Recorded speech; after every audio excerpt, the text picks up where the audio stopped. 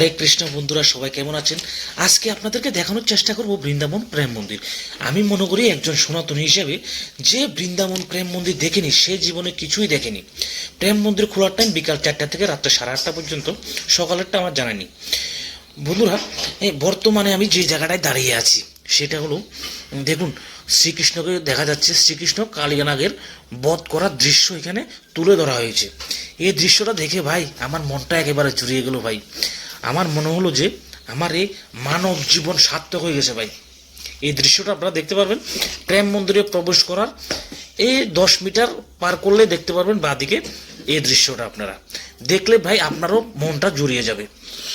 আর এই যে মন্দিরটা দেখছেন এটা হলো মাতা রাধারানীর মন্দির। রাধারানীর মন্দিরে প্রবেশ করতে পারেনি, গেটটা বন্ধ ছিল, কি কারণে জানা নাই।